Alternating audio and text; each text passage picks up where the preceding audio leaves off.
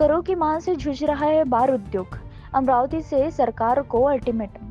अमरावती जिला परिमेंट room association ने राज्य सरकार की एक नीति के खिलाफ कड़ा रुख अपनाते हुए चेतावनी दी है कि यदि जल्द राहत नहीं मिली तो बड़े स्तर पर लाइसेंस सरेंडर किया जाएगा। अमरावती जिल्हा परमिट असोसिएशनचे आम्ही पदाधिकारी आज कलेक्टर साहेबांना भेटलो आणि आमचे जे बार चालक म्हणजे आम्ही परमिट रूम होल्डर जे आहोत म्हणजे FL3 जे म्हणजे ज्यांना गिराईकांना दारू पाजण्याची परवानगी आहे त्यांच्या फी वाढीबद्दल, त्यांच्या वॅटबद्दल आणि अनधिकृत जे प्रचंड प्रमाणामध्ये पोलिसांच्या आणि एक्साईज डिपार्टमेंटच्या मेहरबानीने 5,000 रुपये पोलिसला आणि 5,000 रुपये एक्साईजला देऊन मस्तपैकी ढाबे तुम्ही आज जाऊन बघा, आमच्या हॉटेलच्या तिप्पट संख्येने ढाबे आहेत आणि आमच्या हॉटेलपेक्षा तिप्पट त्यांचा धंदा आहे. त्यांना ना वॅट द्यावा लागत, ना त्यांना TP रजिस्टर द्यावा लागत, ना इन्कम टॅक्स काही भरावा लागत, ना कोणाला काही हिशोब द्यावा लागत.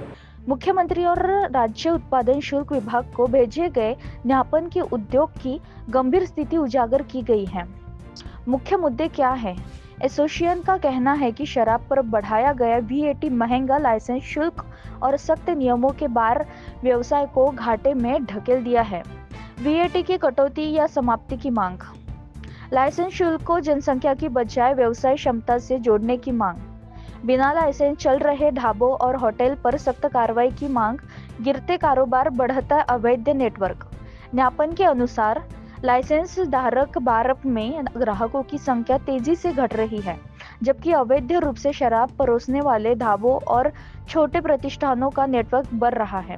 पाणी सोडलं त्यामुळे आमचे धंदे माझे धंदे जे 80,000 रुपयाचा माझा जो धंदा होता तो या गेल्या वर्षामध्ये फक्त 30,000 रुपये ॲव्हरेजवर आला. जो माझा खर्चही निघत नाही. मी गेल्या 7 ते 8 महिन्यामध्ये 30 ते 35 लाख रुपयाचा घाटा केला. माझ्याकडे मजूर आहेत, वेटर आहेत किंवा सप्लायर आहेत किंवा भांडे घासणाऱ्या बिचाऱ्या स्त्री आहेत.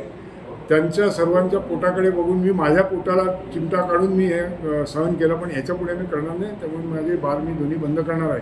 आपल्या हॉटेल ढाब्याच्या बाहेर, अंडा गाडीवर, मैदानामध्ये, त्या वाईन शॉपच्या खाली दुकान थाटून बसले आहेत काही लोक, बिलकुल वाईन शॉपच्या दुकानच्या खाली, आणि त्याच्यामध्ये ग्लास देतात, त्याला सोडा पाणी सर्व देतात आणि तिथे बसून दारू पिऊन तो चालला म्हणतात.